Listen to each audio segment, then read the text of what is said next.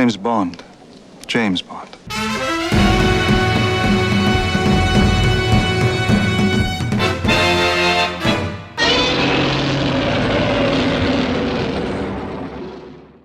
Hello and welcome. You're listening to Bond vs. Godzilla, the podcast that compares and contrasts two of the longest-running film series in cinema history.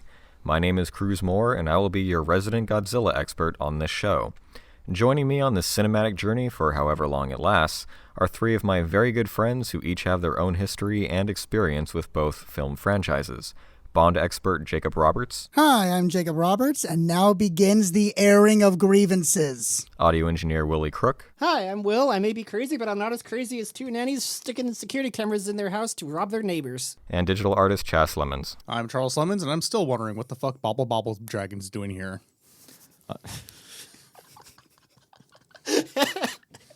He was in the previous team. He was in the most recent two movies. Good night, everybody. But he didn't We're going look home like now. the goddamn Bubble Bobble Dragon. He did, though. He did in the first one. When he hatched out of the egg? Yeah, like I'd say, Not as much. On today's episode... we'll be tackling The World Is Not Enough from 1999 and Godzilla vs. SpaceGodzilla from 1994. So without further ado, Jake, give us a backstory on Mary Chrysler. The world is not enough. The Bond family motto, as written by Ian Fleming and stated as much on screen in Her Majesty's Secret Service. Released in 1999, Bond 19 would usher the character into the 21st century. Oil stands as a pillar that supports the global economy. Reserves in the Middle East serve as the last lingering battle of the Cold War, and Eastern and Western nations fighting over which direction the pipelines would flow. All the while, the Middle Eastern countries who control these reserves profit, the oil tycoons and sheikhs living a life of luxury, surrounded by their palaces and indulgent casinos. The last great oil deposit of the 20th century was discovered underneath the Caspian Sea, the world's largest landlocked body of water, which borders Russia, former Soviet satellites Azerbaijan and Kazakhstan, and Turkey, who would all naturally vie for control over the world's most precious resource. This is the world that James Bond finds himself thrown into when he is given the mission to protect an oil heiress from a vengeful terrorist who can feel no pain. The World Is Not Enough was directed by Michael Apted and written by Neil Purvis and Robert Wade, who continue to be the primary script writers for the Bond franchise to this day, although Bruce Fierstein, who wrote the last two Brosnan adventures, provided final script touch-ups. While still retaining the bombastic 90s action feel indicative of the Brosnan era, Twine presents itself with a notable feel of maturity and attention when compared to Pierce's previous outings, resulting in a slightly more morose and melancholic tone than audiences may be used to. This would be a prelude for the introspective qualities that Purvis and Wade would inject into the series throughout the Craig era. The character of M is for the first time given narrative importance and personal stake within the plot that develops the character in a way the franchise has never seen before. And by that I mean a damsel in distress that Bond has to rescue. Finally, this movie is significant in the fact that it is the last to feature Desmond Llewellyn as Q, who has played the character ever since From Russia with Love and has appeared in every movie since with one exception. He appeared in 17 movies and provided gadgets to 5 different Bonds. His final scene was written to set up Q's retirement under the belief that Desmond himself would likely retire in the near future. Little did anyone know that Mr. Llewellyn would tragically, and ironically, be killed in a traffic accident merely 1 month after the release of this film. It is for these reasons that The World Is Not Enough is unique amongst the Bonds. It is heavy, tragic, daring, new, and has Denise Richards in a tank top and booty shorts, which is why it often stands as one of my favorites.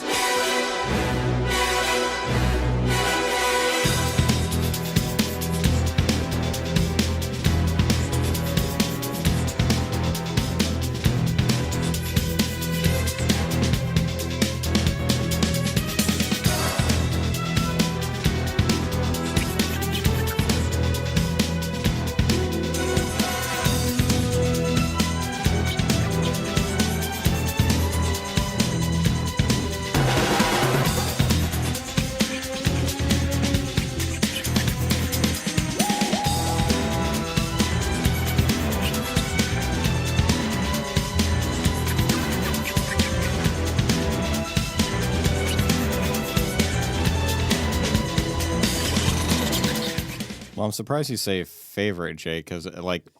One. I do like this Yeah. one. Oh, okay.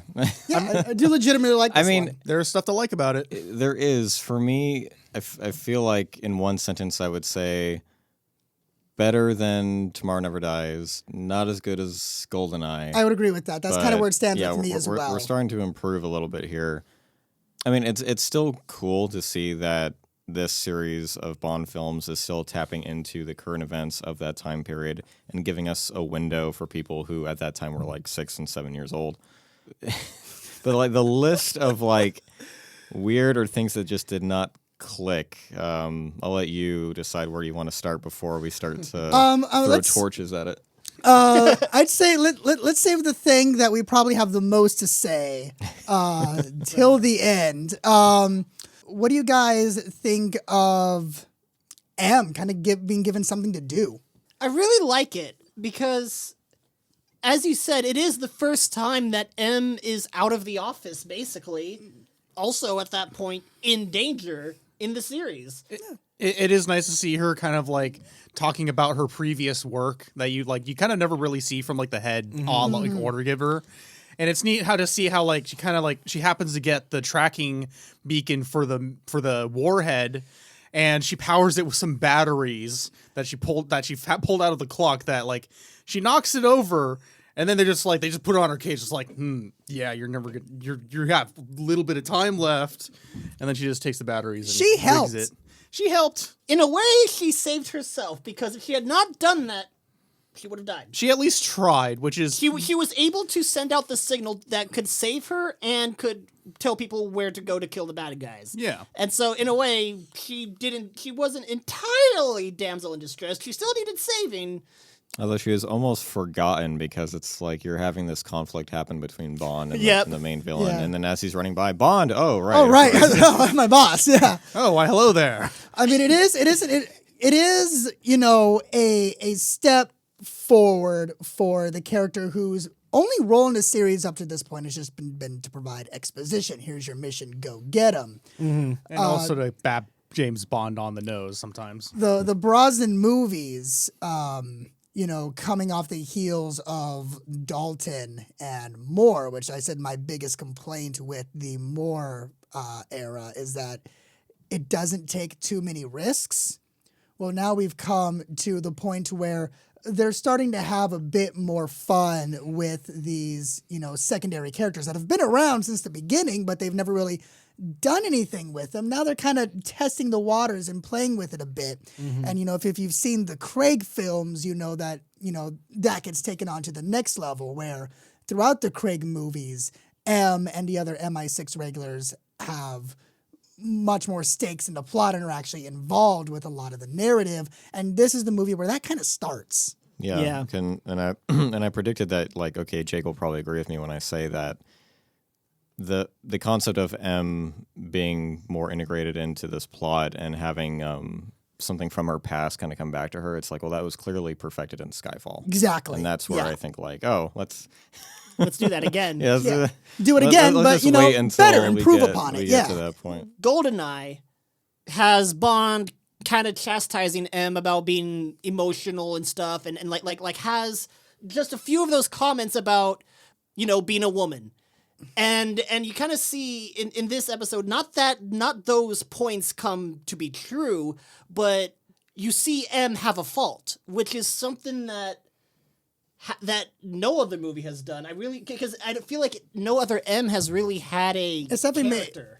Because like I said, the previous M's they didn't have a character. They were just the boss. They were just the exposition machine. Even though this movie kind of has her get captured by the villain and locked behind bars, I still believe that she is this tough as nails spy master. She never loses any of her dignity or her credibility. Exactly. And case in point, trying to get the clock to wire the wires to the microchip. And when she knocks it over, it's like she still hasn't given up hope. The bad guys check in on her. Hey, what's the time? And then they go, look at it. I mean, at that Watch it point, tick I feel by. like Judi Dench was just portraying Dorothy Gale at that point. Dorothy Gale. This is how much time you have left to be alive.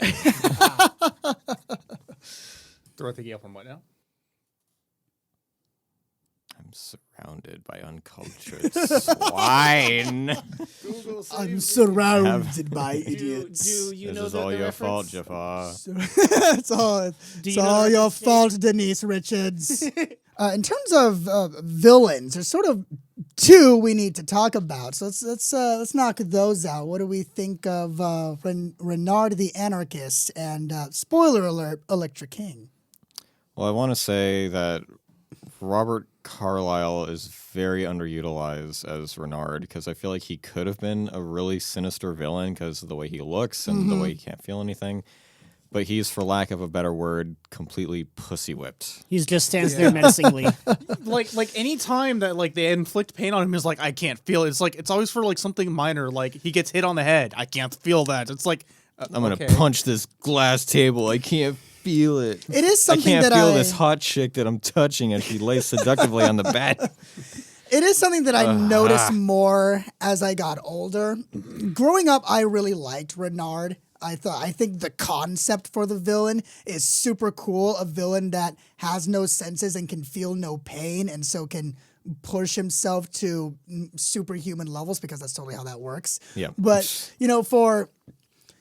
James Bond is grounded in reality enough that it's kind of really tricky to bring in superpowers, and it skirted the lines a bit with super strong henchmen and whatnot.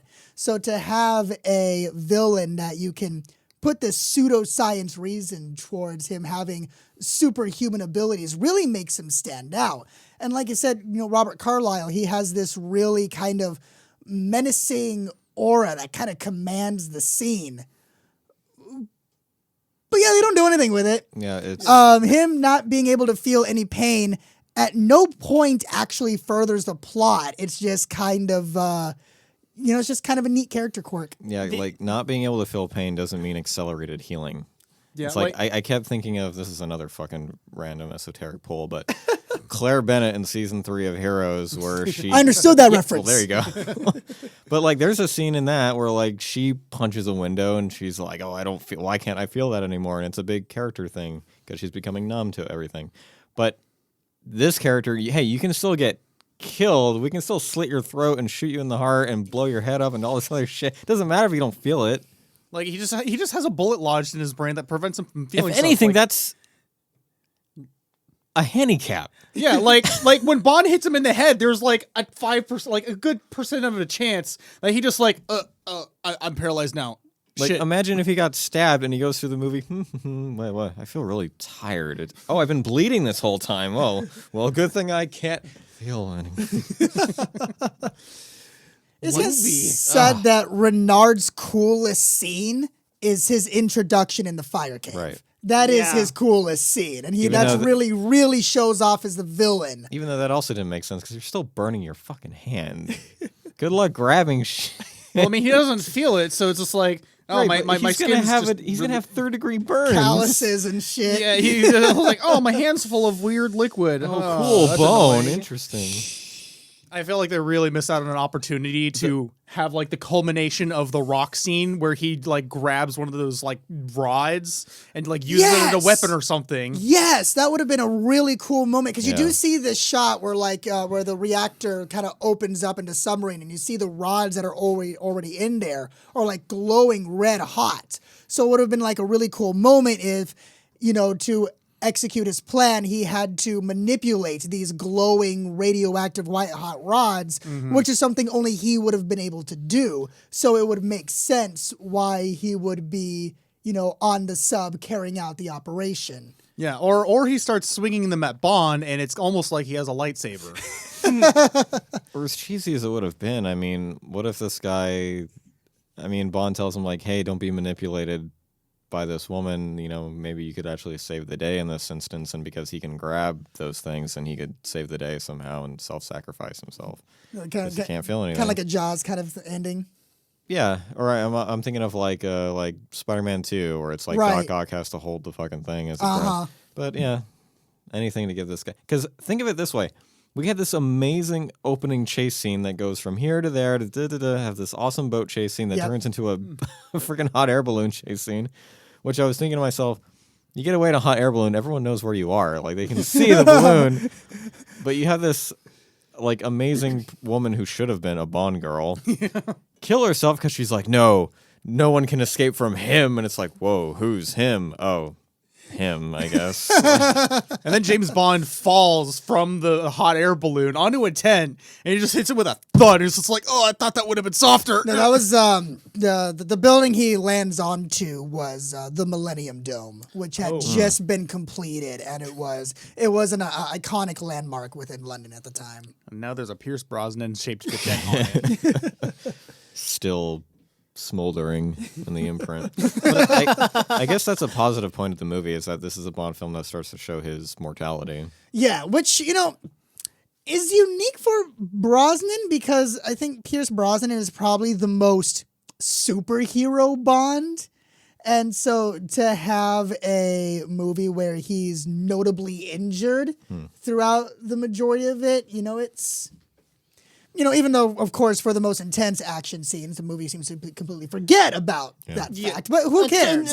Until he falls and it's like, oh, right, that happened. Oh, right, injured shoulder. Yeah, they only use it. They only use it like when it comes to like the actual plot, like when the main villain, the guy who feels and doesn't feel anything, he grabs his shoulder, just like, oh, I know about that, and it's just like, the only time they actually use his Bond's injury in the movie, and when it comes to what's his name? The guy who didn't feel pain. Renard. Yeah, Renard. When it comes to Renard, I thought they were gonna do a thing where like he doesn't feel pain, so he also like is like just kind of reckless and actually fights breaking himself, but he doesn't seem to do that all that much. Yeah, like imagine a scene where, I don't know, maybe the both of them have to like grab onto like a sword, and Renard doesn't care. He doesn't care if he's bleeding, but Bond has to deal with the cuts in his hands. Yeah.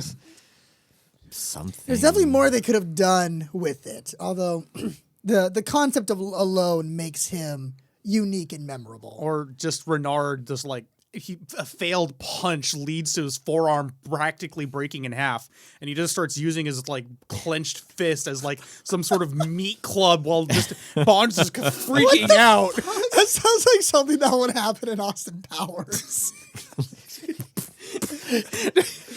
just like tape like a rubber hand, just like flinging everywhere. I will beat you to death with my broken arm. That's when Robbie Coltrane steps in and goes, "Bones, there ain't any bones left." And he brings it full circle. Hey. It was cool to see him again. I didn't think that we'd see his character come back in the series. Yeah, he gets a nice little comeback after GoldenEye. Get to see him again. He gets a bit of a noble death.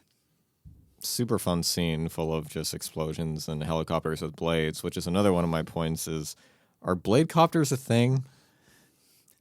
I mean, I kind of hope they are. I think they are. I think those aircraft do exist for the purpose that you saw They them show in the thing. cutting the trees en masse. in a straight line. Could a Google search answer that question possibly? Because I know in the U.S.-Canadian border, they have like a clear-cut section where That's the right, border yeah. is. So I imagine it would probably be used in that. That is one thing I think that is probably one of the stronger suits of this movie. This movie has amazing action sequences. Yeah.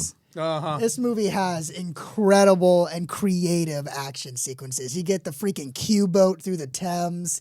You get the saw blade copter. You get the freaking Parahawks. Like, these are just like really cool things to have Bond go up against. So in terms of the other main villain of the piece, oil heiress Electra King. No, teeth guy. Oh my God! Right. Mr. Bullion. Yeah. It was Whose name is Goldie? Yeah, the actor who plays Mr. Bullion, knocked over Mogera. Good job, Mogera. Who hasn't? But in terms of what's her name again? Electra. Electra. I think it is an interesting, different, like you said, risk-taking idea to have the villain be this woman who is essentially bait and tortured. There is a way to portray that and make and sell it. I do think that she did a good job as an actress, but when it came to her just being the villain, I keep thinking to that shot of her running up the stairs and smiling as Bond is chasing her, and I'm like, Yeah, there's just something You about... couldn't kill me, not in cold blood. Yeah. And even the first time I saw this movie, I remember thinking, you're trying to nuke a place. It's not cold blood. Right. This is one of the very, very, very few Bond films that I would say has a plot twist in it. The kind of thing that I wouldn't say beforehand to someone who hasn't seen the film yet. It's not a very surprising plot twist. It's rather predictable, but it's a plot twist nonetheless. Yeah. Like I feel like they try to like kind of like slightly allude to it, but it's like, oh no, it's just a red herring. No, I bet I got you. And they kind of do, because it wasn't until that line was brought up that starts to allude to that as a possibility that I remembered. Oh right. She is the villain. I forgot. It wasn't until Renard said Martha that James Bond was like, wait, how do you know that name? Why did you say that name? I mean, I do think she puts Bond into one of the most, like, painful-looking torture sequences Oh, in the series. the freaking chair, Yeah. man. Yeah. Oh, Yeah. I love that chair. I don't think, like, how long has it been since we've had a good Bond torture scene? One that good? Quite a while. Yeah. I think that's why it stands out. Well, yeah, no. Every time I would watch the scene with the chair in Maiden's Tower. You know, like I would feel it. I could feel that Yeah. minor rod just pressing into the back and being unable to move, and it's just like ah. Yeah. So almost like having the rod in the back of your neck is almost worse than the strangulation. Yeah. And the way that Brosnan is able to deliver the lines all in that chair, like he sounds like his throat is being clenched into itself. It's just really good. Speaking of breaking bones, am I wrong in thinking that when you have that scene of them, like, shooting at, like, 80 miles an hour down a tunnel, and they were like, okay, now jump off. It's like, wait a minute. Yeah, that probably should have left a mark. Yeah. Yeah, at least like would have like worn down your clothes pretty damn well. Well, no, I mean, you're going 80 miles an hour in a small little pipe. Like, you should have broken bones. Yeah, you should be dead. Like I said, Pierce Brosnan is kind of a superhero. Yeah, but Denise Richards isn't a superhero. Or is she? And it's for those kinds of reasons that, as I've said before, that Brosnan is my least favorite of the Bonds. Not a bad Bond, least favorite. His movies, I feel, get too Bombastic. a little bit. I mean, I feel like there would be a way to distribute your weight if you jumped off in the right way to not tumble in this tube. 80 miles an hour. His clothes would be catching fire like it's a really bad slide. In terms of Elektra, I'm not sure if I would rank her as one of my all-time favorite Bond villains, but she's definitely up there in how unique she is. The fact that she is... The fact that the Bond franchise has had a strangely low number of female main villains. Like, really, there's only two that I would consider. The other one being Rosa Klebb, all the way from Russia with Love. And so the fact that you have this, one villain who is this sexy, otherwise would be the Bond girl femme fatale, using her looks and her sexiness as part of her weapon of control over others. It definitely makes her stand out in a way that I'm surprised the series doesn't try more often. Yeah, now that I think about it, especially with the Craig films, I'm like, if they do change anything with the next installments, a female villain would kind of work. Yeah, imagine a villain in the same archetype as, like, the boss from Metal Gear. Yeah. I think it would work. Was this the first time that Bond has, like, actually killed a Bond girl by his own hand? Just straight up shot her? Well, he didn't shoot that. her. Oh, wait, he did shoot Yes, her. he did Okay, shoot her. He did shoot her, right? He didn't get the first shot, but... He very much shot her. That boldly and directly, yes. I mean, of course, there's been previous femme fatales in the series, and some of them have been kind of iffy, like in Thunderball when he's dancing with the girl and he like swings around to make her hit the bullet. There's always been that debate of, was that on purpose or was that not? But to have Bond just, no explosion, no over the top death. You were talking about this earlier, how you would have wanted a more, Yeah. over the top death for her. But I throw think her the into the blade idea copper. of, I think that the image of Bond just, coldly shooting this insane woman that he did, make love with, and just with complete unfeeling lack of compassion finish her off. I would argue that we haven't had a scene that displays that much of Bond's cold side ever since Dr. No when he killed the geologist. To me, it harkens back to that scene of, this guy is a blunt instrument of the government. At the end of the day, he is going to carry out his mission no matter what. I mean, she killed Robbie Coltrane. That's pretty inexcusable. That is extremely inexcusable. Yeah. Very uncalled for. Although the impact isn't as felt for me because she just gracefully lands on a bed to die, and it's like out a window, into a wood chipper, Into the helicopter Anything. saw blades. into a vat of oil that then catches fire, eaten by piranha. The list is endless. Pool of caviar. Falls off the tower that they very precariously put her on top of to die gracefully.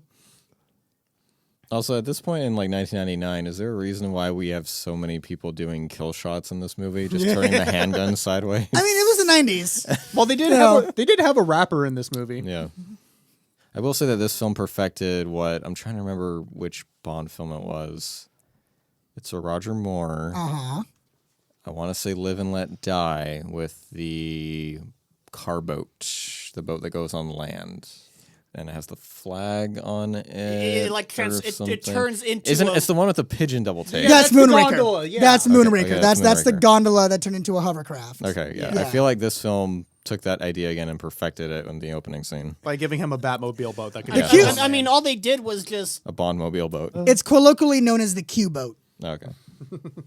Because he wants to go fishing. Yeah, it's supposed to Yeah, be his it- retirement boat. I don't know how he's supposed With to torpedoes and, Yeah. the ability to temporarily dive underwater, it's Q. So that's why it has an overhang. He's not going to be casting a line. He's going to be firing torpedoes at schools of fish. as one does. Anti-fish torpedoes, of course, that are homing. That That's are what homing, That's yeah. why they're homing. It got to be homing. Those fish are fast. So that stood as the longest pre-title sequence in the series until No Time to Die beat that record. I like how they just have a straight up 3D model of like the villain's head to show where the bullet is. Yeah, that's You have to look at it like this. That is I like how definitely Brosnan one- doesn't look amused at all. that definitely is one of the moments in the Brosnan era where they where they I understand that as real world technology moves forward, it becomes harder and harder to kind of keep your gadgets in the future without kind of pushing over that line into sci-fi. 3D holograms, even now that's still kind of sci-fi. So it does cross that line just a little bit. Like they have the technology. It's so super secret. Yeah. Well, that and they're using it to create this Pee Wee Herman face. The first impression I don't want to get of this villain, aside from like, oh, no one can escape him, is then we get this. As if a TV couldn't display this. Now we gotta explain that with a hologram. What? Yeah. I like this little ironic moment where Bond tries to shoot at him God. through the bulletproof glass. He's like, It's allergic No, to it's because bullshit. you freeze framed on the shot of the bullet in the glass being the exact same spot as where he was shot, and it's like, who cares? yeah, it's just like, I wouldn't have felt that even if you did shoot me. Remember, I was shot. I'm still alive. It's like, cool. If we shot you again, you'd probably be I mean, dead. that's no more ridiculous than in Spectre when Bond shoots the bulletproof glass and a bullet forms the shape of an octopus. I forgot about that too. No more ridiculous. This was the first movie to ever film an action sequence on the Thames, mostly due to strict laws that are enforced when it comes to the river. The chase scene, the boats were only allowed to move 9 miles per hour. They had to use movie magic and editing trickery to make the boats look like they were going faster than that. But because of the slow speeds, Brosnan was able to do much of the driving the boat himself, even accidentally crashing one of the boats into Westminster Bridge. Good job, Pierce. You have permanently left your mark, You were Pierce. going 9 miles an hour. How did you crash into the bridge? Judging from this picture, he was just incredibly annoyed and got bored. Not his fault. Someone put a bridge in his way. Oh, yeah, John Cleese was great in this John movie. Cleese. Let's talk Yeah, that was wonderful. about John Cleese. And Talk Q. about someone we did like. Let's talk about Q and R, because that is, when it comes to this movie, that it is Q's last, and they unknowingly gave him the most perfect and beautiful final scene. Mm-hmm. I just love the scene when, he says, I've always tried to teach you 2 things, never let them see you bleed and always have an escape plan in a way. And when he starts descending into that trapdoor, just that look that he gives, like it's, like I said, they wrote this scene because they felt that, Desmond might retire in the near future. They might be able to get 1 or 2 more movies out of him. So there was that sense within the portrayal of the scene, but when you kind of look at that face that Q gives to Bond, you kind of can read this knowing look that this is the last time you see him. I couldn't have asked for a better send-off for one of the most beloved characters in the entire franchise. Yeah, like just what a fantastic coincidence that they start to kind of prepare for him to gracefully leave. Yeah, no, it was He's literally the longest recurring character in the series, Yeah. save Bond. John Cleese is great. I really He's- I like how he's like, Q's told me about you. I'm not going to take any of your shit. And then Q just goes, oh, pull the thing. And then they just laugh to each other. I mean, anytime you get John Cleese on screen, you know that you're going to have just a laugh out loud, absolutely hilarious scene. Like, it just makes any scene he's in automatically 10 times funnier. And what's great is John Cleese, his own interpretation of R/Q is unique in its own way. He differentiates himself from Desmond in some pretty fun ways. You'll see it even more when we see him again in the next movie, that he kind of has a quicker wit than Desmond when he's dealing with Bond. You see it a little bit in this movie when he's like, the legendary 007 wit, or at least half of it. He's really, really good at just delivering these lines that are so fast that it takes you a second to process the insult. If you remember from the boat chase scene, there was a scene where the boat quickly turns a corner and it sprays a couple of guys that are clamping a boot onto the wheel. Yeah, there's a story behind that. The man putting the boot clamp on the car during that scene was a cameo of the star of a British reality show called The Clampers, whose job was to clamp illegally parked cars. It's just one of those, Parking Wars. Yeah, it's like Parking Wars, one of those reality shows where you just follow him on the job. This is a thing? Yeah. I mean, it was... Because, sometimes there might be drama. He was... His role on the show, he was... Clampers. He was genuinely hated as a person on this show. People just hated him because he got so much joy, clamping boots onto cars. And so his inclusion was to allow the audience to get a bit of revenge. He was not told that he would be soaked by the water spray. So the reaction you see in the movie is genuine. You all get boots on your cars. Let's see. That's so weird. Like I get the 60s where they don't feel like referencing Daleks, but it's like, yeah, you have a reality star from a Clampers. And showing your different movie. decades, different ideas, different producers. in Yeah, that definitely. Fact. It's the Wilson and Barber show. Different broccoli. Yeah, different Broccoli. Barbara Broccoli originally wanted Peter Jackson to be the director. She changed her mind after she saw The Frighteners. That's what changed your mind, not Dead Alive or just Bad Taste or Meet the Feebles. What? After more than a Well, decade. wait. Yeah. So- We're going back. Well, Okay. then what made her want to pick Peter Jackson then? She was a fan. She liked his previous works. Uh, Cruz is like, wait. X to doubt. Wait. But the Frighteners was too much. and in The, one mo- and the in, movie buff has an opinion. and in one sentence, Cruz's entire opinion of Barbara Broccoli has been shattered. You want the guy that directed one of the goriest, craziest movies ever made to make a Bond film. Yeah. But The Frighteners makes you go, no. Yeah. That's how I'm feeling right now. Yeah.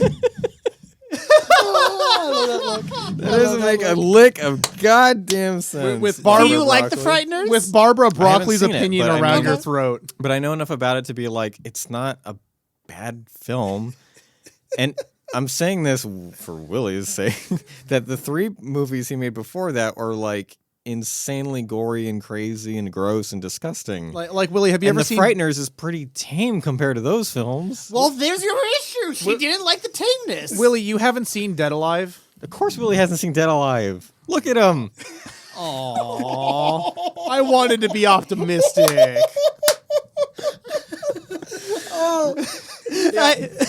And Willie's stock on the stock market is just going down and like in a way you can't What tell. stock? He had stock. I said it first. Fuck you. I know. Willie LLC. So how do we feel about Christmas?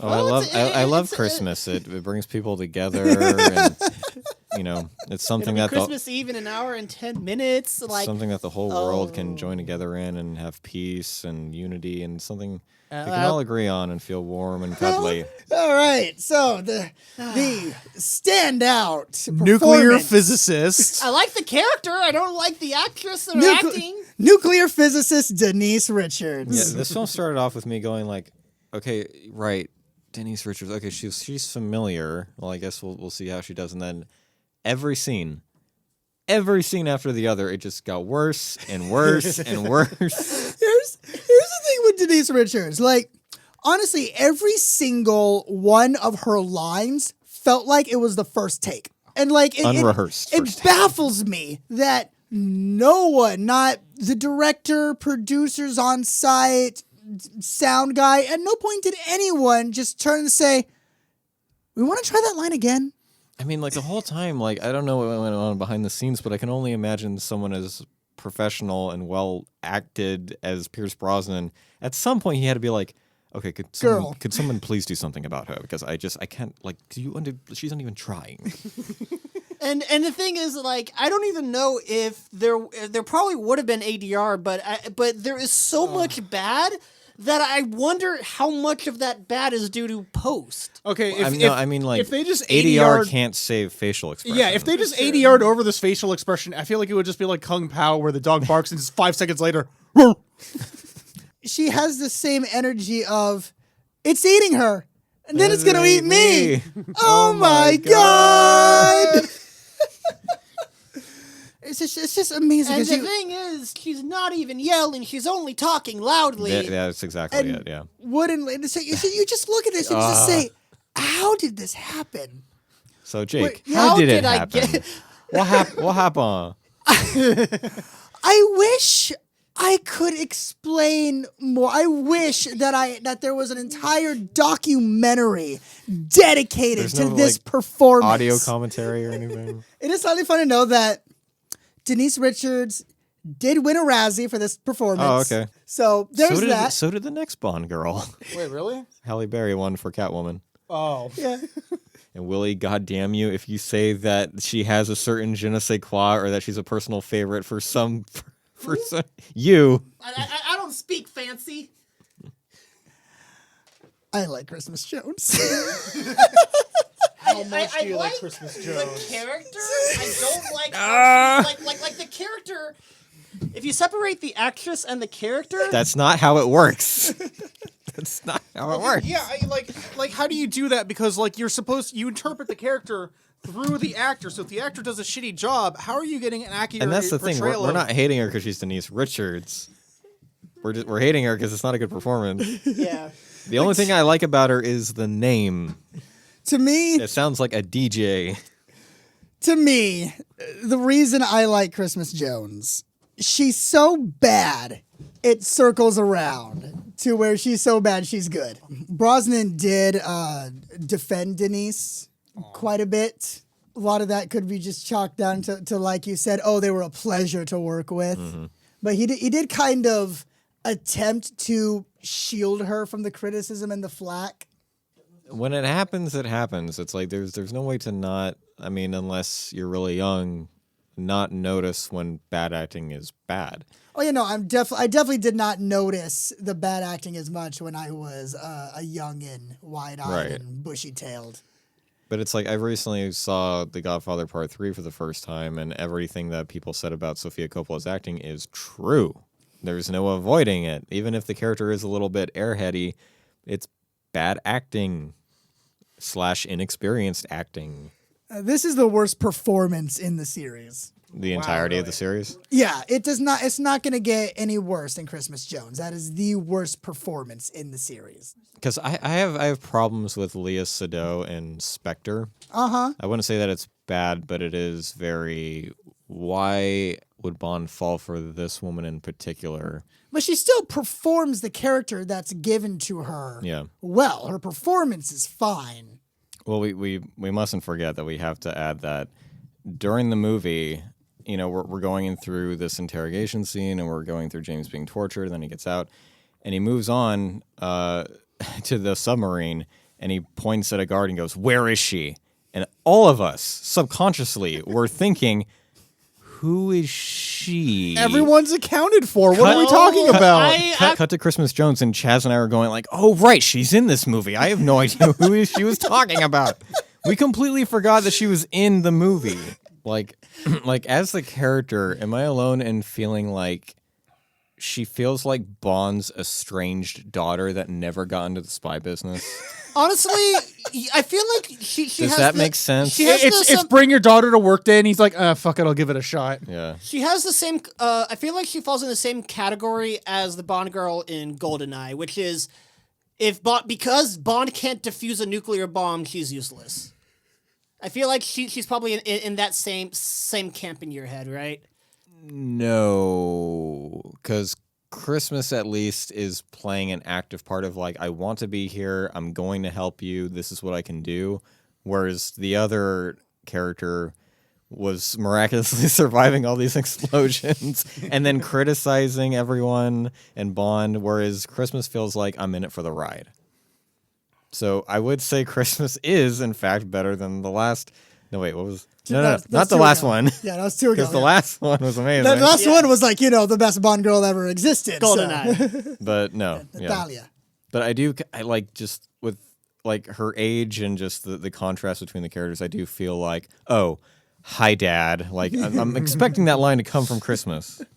Father and daughter. Well, it's like she takes off the nuclear suit, and Bond thinks it's going to be a man, and then he sees her and goes, oh, Dad, what are you doing here? So Pierce Brosnan learning that he has a sudden estranged daughter. Mamma Mia, here we go again. Yep. Oh, ah! I know when to talk, and I know when to touch. No one ever died from wanting too much. The world is not enough, but it is such a perfect place to start, my love. And if you're strong enough, together we can take the world apart, my love. This might make you want a glass of milk. No. I highly doubt that. I wasn't talking to you, I was talking to him. I don't think Chaz doesn't like milk. I like how your response is just, no. Well, you are lactose intolerant in different ways, so I wouldn't offer it to either you. I am also lactose intolerant. Really? Yeah, I kind of found Yeah, out a but while Chaz ago. just doesn't do anything about it. Well, I take those pills sometimes. Oh, I only take those pills whenever I have no like a idea. bunch of cheese on something. Yeah, too dark for me. I'm the only one who's lactose intolerant in this group. Interesting. Wait. Who's not lactose I was intolerant. about to say. Yeah, like I found out when this last year when I went to a Christmas thing with my Chinese family, and everyone there was significantly lactose intolerant. Oh. This explains why Chinese food doesn't have cheese.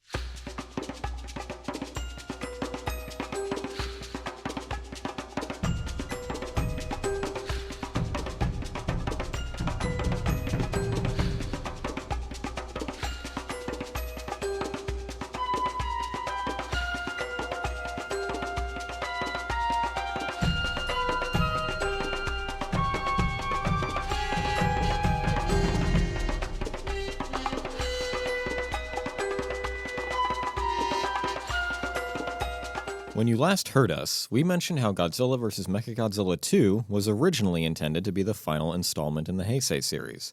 But with Godzilla's clear and present popularity, Toho decided to keep the franchise running for at least 2 more films, which unfortunately led to our current installment that just feels like plain old filler.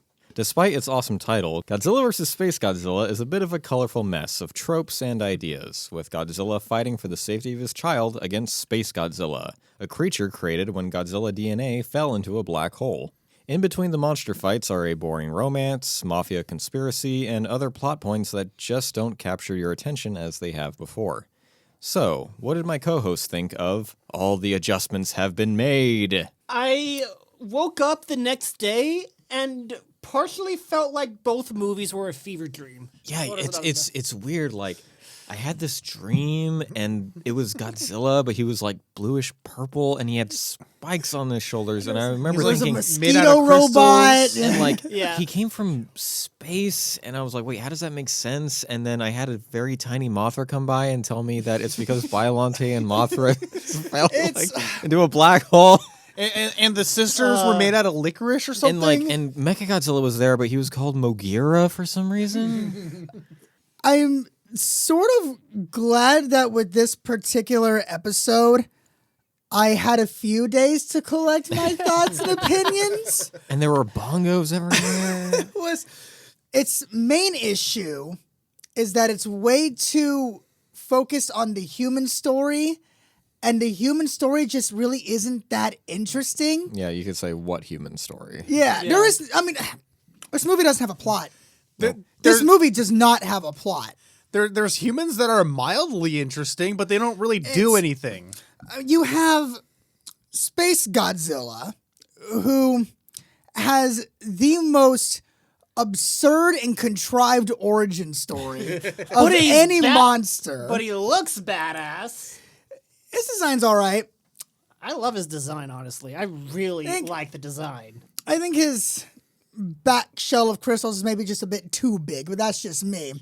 No, You man, have he's the- a crystalline football player. You have this, the first main, and I use massive quotation marks in this action sequence that takes place on this island where you have these humans who can't make up their fucking minds whether they want to control or kill Godzilla. God, that was driving me crazy. And this sequence on this island that goes fucking nowhere. Like, I'm watching this and I'm just like, just something happen. It's just a deluge of like people loading weapons the to main fire offender- at Godzilla. The main offender is this guy Yuki, who's like, you know, they try to have this whole, I need to kill Godzilla, revenge, I'm such a fucking edgelord. And he has to reposition himself to aim at Godzilla like 5 different times, just sits there, doesn't do anything, goes and repositions again. And it's fuck. just, nothing fucking happens. What's worse than watching people running? Watching people running on the beach with sand that will naturally make you slower. It's just so and nothing literally happened still. Yeah, this is one of the ones that I had to really catch up on. I didn't see this until at least 2018. And coming back to it, I was crossing my fingers hoping that it wouldn't be as bad as I remember, but I'm sitting there and I'm going, oh man, this first act. We're stuck on this island forever. Like this, quick question this that- movie was easily riffable. It was just like, Yeah. the last one, like the Bond movie this time had its points, but geez, this one just won't stop being funny. Quick question, Cruz. Was it at least not worse than you remember? It was worse because I had the three of you suffering with me. Because But that always makes it better, doesn't it? No, it's true. it had me constantly bringing up that one of the characters looks too much like Kevin Sorbo. Yeah, you were Oh my obsessed fucking with that. God. If you like Kevin Sorbo so much, why don't you marry him? God. Well, Kevin Sorbo thinks that should be illegal, so no. Everyone was like riffing this whole movie. Chaz in particular, I think, was on fire because it was just one after another. Did I have any? It's like Mogira is like this giant, like mecha robot, and it's like separation activate, and Chaz is like divorce initiated. Did I have any quips, or was I just like silent? Because I felt like I was silent until I just got mad. I'm just like, come on! Yeah. Mogira We talked about how like they kept going, oh, Mogira, aka Project M, and we're like, so Project Judi Dench is gonna fight Godzilla. That was a good one. Godzilla I like that one. versus Mecha Dench. But we just kind of started making our own better movie in our head. Yeah. Yeah. Mogira is just honestly kind of lame. It's this like mosquito-looking thing with like thick-ass birthing hips. But That's it has like tank treads everywhere for almost no reason, even on its feet, its hips, on its shoulders. like it's obvious that they were trying to hit that same kind of idea that they were hitting with the Super X and with Mechagodzilla.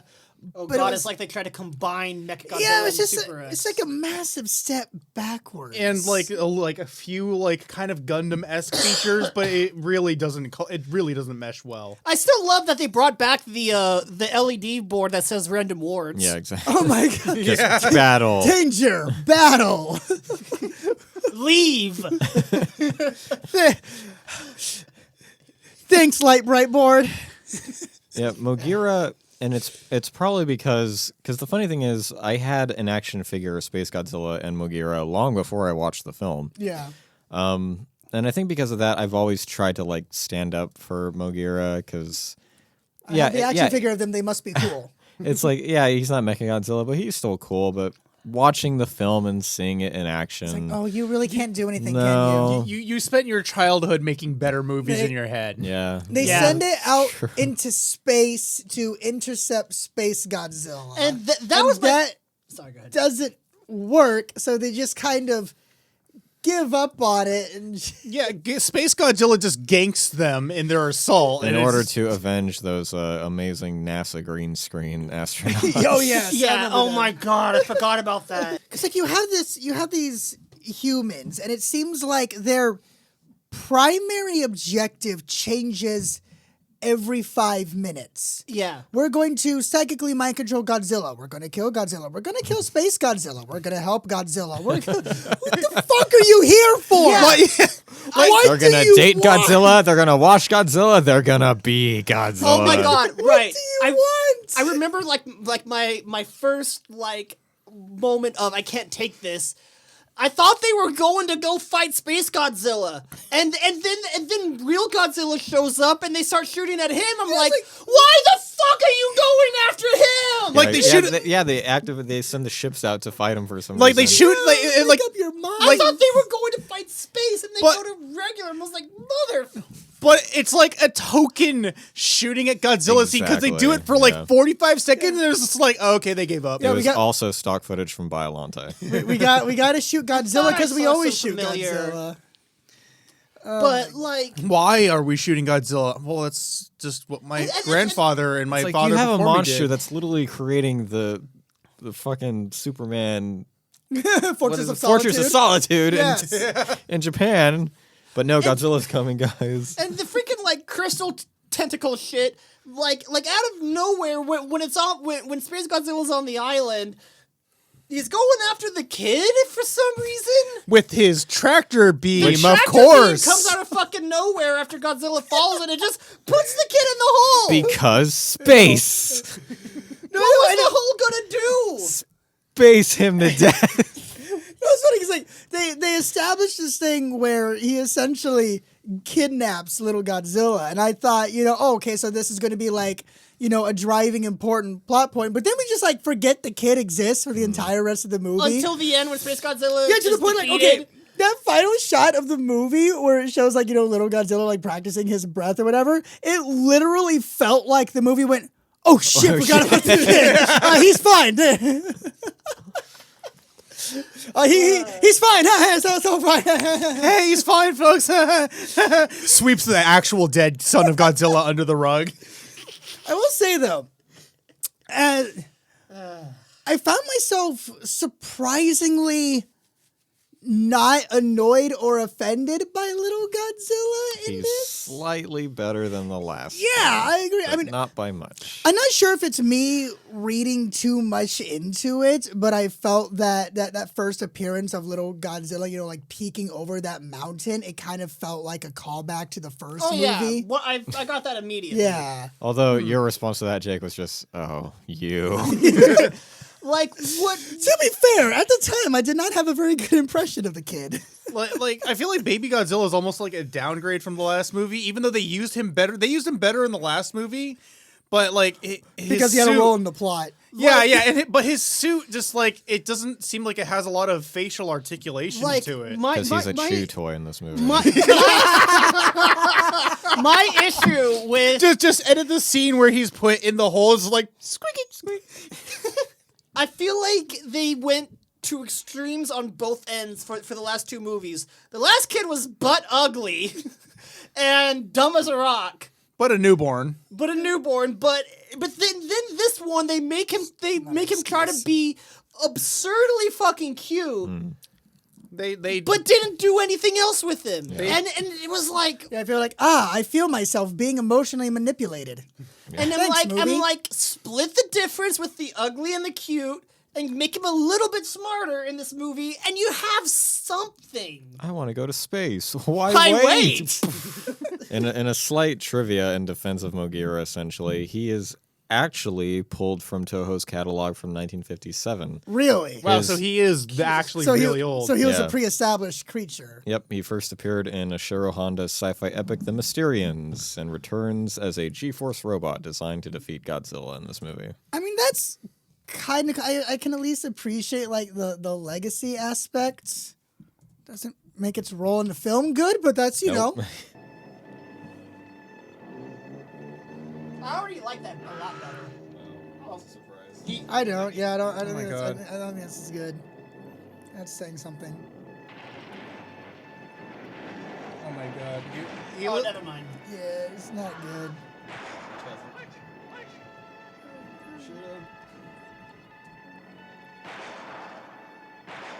About as effective as Unit.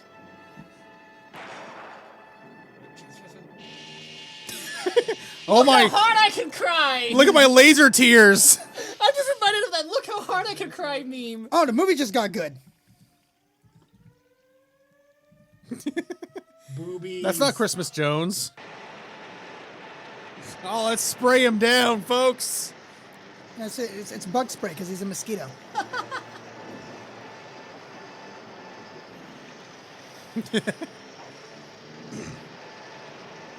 Yep, he's wet, all right. Good job. Also, if you guys recognize anything, you have seen this clip. Yes. Ah, yes. Yeah. Yeah. That mildly segues into my observation. What the fuck? I want to see this thing fight Gigan. Okay, that brings us to another point. What? Continuing with the Heisei series trend, there were several original concepts for this film before it became the finished product. One of which saw SpaceGodzilla coming to Earth with an army of dragonflies, and Godzilla would have to defeat them with the help of Mothra and Mogira. P.S. That dragonfly idea might come back someday. Might. I wonder if it will or not. That's silly. So we have Miki Sagusa finally getting the spotlight and Right, what seems to be a she's central character. The main character, finally. And yet, She makes constant album artwork yep, covers. it's just relegated to just standing and staring into the distance. I don't know if it's. I'm forlorn and introspective. I don't know if it's my style of watching movies or guys, because I feel like I have a different way that I watch movies than most people. I don't know, but Oh, you don't I feel like that I didn't peg her as a main character. I mean, like I said, That's fair. this movie doesn't have a plot, so like Yeah. none of the humans are really like central in the fact that they do shit. But she's definitely the closest thing to a main character in her role in the plot. I guess, but at this point, I'm just now realizing there wasn't a main character. Because there was no Yeah. plot. If you have to assign to anyone, It'd either be her or Yuki. and I wouldn't call it Yuki. I'd call it. And they hardly do anything. Yeah, no one does shit. There's not a main character in this movie. God, Oh, that yeah. is weird. There's And it's- no plot. There's no story here. It's primarily because we see Mickey with a different hairstyle. She's working at the That was psychic so center. confusing. Yeah, it threw me off. It threw me off at first too. And with the way she's costumed and the way that she's portrayed, it's supposed to be like we have seen her go from teenager into a woman. Now she has the opportunity to control Godzilla, which goes fucking nowhere. And yet still finds herself kidnapped somehow, and then, By the Damn mafia. by the fucking Yakuza with this like betrayal plot with the scientist that comes out of nowhere. Like it's just what the gets to use some telekinesis, but it's Oh, yeah, as far as that was goes. weird. the fucking that was weird. Does that Just- come back? No. Does Mickey? Does Is Mickey she- come back? Mickey comes back, yeah. That's just that one specific superpower that she used in that one specific instance. Did she always have magical glowing earrings? No. Okay. They only glow because now the fairy Mothras are coming to talk to her and tell her that the Earth is in danger. That makes sense. Where the earrings come from. This is strange too. This is the She only totally time. wasn't drugged. This is the only time that a Mothra appears in a film, and yet all my co-hosts are like, "Oh, fucking what? What do you want?" Oh, it's a mothlet. Ugh. I wasn't that. I was more like, what are you doing here? Yeah, exactly. What is? What do you have to do with anything? Like, I wasn't upset she was there. The Earth I was isn't- confused. the Earth, Hey, don't shoot the messenger Mothra. the Earth is in danger. Buy my toy. Just when Mothra just like lets out all the other little moths just Wasn't play she like supposed to be shitting herself. busy like destroying a meteor or something like that?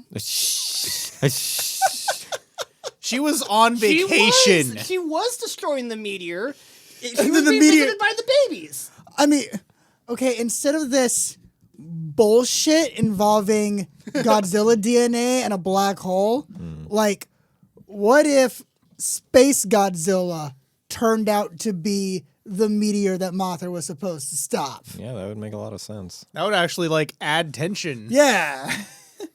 Because then you're Like establishing a monster. Mothra goes out to space. Oh, I have to stop this giant rock from hitting the planet. That's not a giant rock. That's a fucking space monster. Here comes the rock. Oh shit, what happened to Mothra? And then you could have had a space battle between Mothra and SpaceGodzilla that Mothra could lose instead of Mogera for no fucking reason. And to SpaceGodzilla's credit, who never shows up in the series again, he is quite a popular character when it comes to comic books, action figures, and the video games.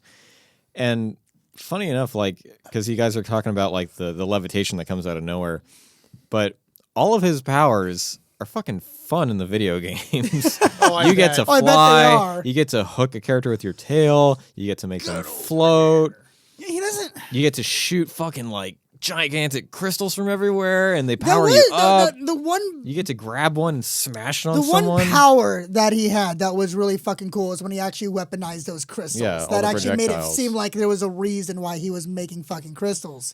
But otherwise, Otherwise, they're honestly- just a prison for baby Godzilla. I honestly wasn't that impressed. I felt that the design was a bit too cumbersome to allow the suit actor to really have any interesting choreography. Yeah. Even Godzilla himself, I found just didn't really seem to be at his best in terms of the physicality of it all, the presence. I mean, it kind of just felt like as funny as it sounds, the monsters were there for a paycheck. The emotion that you do get is like when he's trying to block his child from the beams and everything. Like, I think that is showing that there is a humanity to this monster, kind of shielding his kid. I mean, I feel like it one of the weaknesses of the suit acting kind of showcased itself near the beginning when they were introducing SpaceGodzilla, where he flies in and it's almost like they just kind of have his mouth hooked up to like a circle with a bar on one side of it that's just spinning. And it's just like, I just make fun of this by just when he's flying in scene, it's like, rah, rah, rah, rah, rah, Yeah, rah, it's rah, just like up and down, up and down. yeah. Or he had that great moment where it's like there are a lot of shots where SpaceGodzilla is flying over Japan and nothing's happening. So it's like we see the shot of a building and SpaceGodzilla heading towards it, and Jazz is like, "Oh my god, he's gonna do nothing." I noticed that too. You have these shots of like, the monster flying over the city. You have the people panicking. Yeah, It's not nothing's doing going on. anything. It's not doing anything. He's And a it would- giant monster flying. I mean, it you wouldn't- gotta be used to it at this point. And it wouldn't be that weird if the series hadn't already set the precedent of monster fly over city, buildings go boom. Yeah, Yeah. which Like, does happen every now and then, but there are times where it's just, "Hey guys, it's flying over." Okay, but why did you have that big old nice big model of a skyscraper if you're just gonna fly past it? oh, you didn't model the inside of it or something? Like, I feel like it's kind of like the setting, the predecessor setting for. They're gonna fix it in post. Like, it's like the predecessor setting for like the parodies when like there's a monster attacking Tokyo and everybody's just going about their days. It's like, oh yeah, it's normal. Okay, and speaking of skyscrapers, so what was the deal with that skyscraper in the climax? It was like feeding SpaceGodzilla. Yeah, what the fuck happened How- there? Yeah, it was kind of acting like a giant conduit. How? for space, just his general spaciness. Like It's a very spacious tower. We have to destroy that tower. Why? It's feeding SpaceGodzilla. what? Why? How? How? Who? I mean, it's kind of like in the sense of like there's this giant metal pointy thing and it attracts electricity.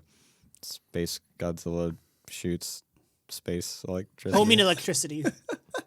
He's from space, so yeah, his attacks are going to seem weird to someone whose soul is tied down by gravity. Space. Ooh, I don't know. space. I liked a lot of Space Godzilla's suit and actions. It just didn't go anywhere. Well, why was SpaceGodzilla never interviewed by Space Ghost? That's a good question. Bad news from outer space. Using his powerful psychic abilities to create an energy source, he placed it into the tower, energizing every molecule of its concrete and glass frame. What psychic abilities? He has psychic ability. He can move shit with his mind. Oh, Well, so no, that so was it wasn't that was a tractor. So beam. it wasn't a tractor beam or anything. That he created with had his mind. telekinesis. Yeah. It's a telekinetic Godzilla. How How is is that the most craziest thing in this Well, series? Come on. they just did not do much to communicate No. that it was telekinesis. That's true. No. That's not telekinesis. If you telekinetically, That's how he create a flies. tractor beam. Like it almost would have made more sense if like You have a tractor beam. You didn't telekinetically create a tractor beam. No, but You that's how it works. like if like with the visual effects they used, it almost would have made more sense if like he had a crystal that like detaches. He can make himself and then it's fly, like and then he can send the crystal shards shooting out. That is technically mental abilities. I didn't see the flying as telekinesis. I saw the flying as He doesn't space have monster. Well, there you go. Telekinesis comes from space monsters as well. So Mickey's a space monster. She's the next kaiju. Yes. no, Space Godzilla is just like riddled with Adam. No, like This is like debating, is Albert Wesker teleporting or running really fast? what would have been a really cool shot is like shot of Space Godzilla's eyes. It narrows and it shows the baby Godzilla, and then it shows us like slowly start to lift, and Yeah, then they you kinda and did then you that. see the Godzilla like go like this, and then it cuts to the kid moving, and then you go telekinesis. Powerful sidekicks don't need to look at the person. I'm just imagining You space. need to communicate telekinesis somehow. Space Godzilla is not Dane DeHaan. I'm just imagining Space Godzilla leering at Baby Godzilla and Baby Godzilla's head just exploding. Out of all the thing in this in this movie to get heated about and sat on a soapbox. I didn't expect telekinetic Space Godzilla to be one of them. From Willie, I do. I'm just mad that it was apparently telekinesis, and I'm finding that out now. Willie, I'm finding that out now too. You're not alone. Oh my god. The finding out that Space Godzilla had telekinesis support group.